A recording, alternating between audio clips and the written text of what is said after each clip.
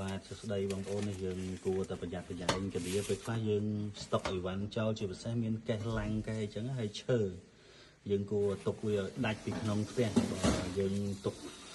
ធ្វើប្រហែសវាអាចកកើតឡើងនៅសត្វកាលវាទាំងទីតាំងកាលវាសុទ្ធមកនេះកាលវាបាទ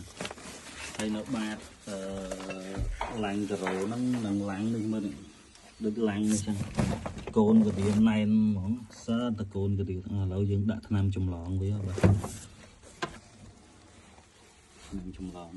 ចឹងយើងសេរីអានេះចេញមកដើម្បីចម្លងវាងាប់អស់ទាំងដងមើល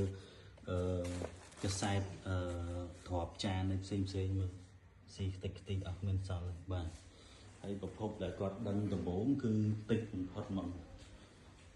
គាត់ឲ្យយើងចុះមកកម្ចាត់តែតិចតួចហ្នឹងអានេះចេញតាមជាងហើយទូតាមទូអីផ្សេងហ្នឹងគឺអត់មានកាឌីស៊ីប៉ុន្តែដល់យើងឆែកលំអិតទៅវាមានប្រភពកាឌីចូលដល់បាតផ្ទះហ្មងបាទអញ្ចឹងបងប្អូនមានតម្រូវការតាក់ទងសេវាកម្មកម្ចាត់កាឌីធ្វើការតាក់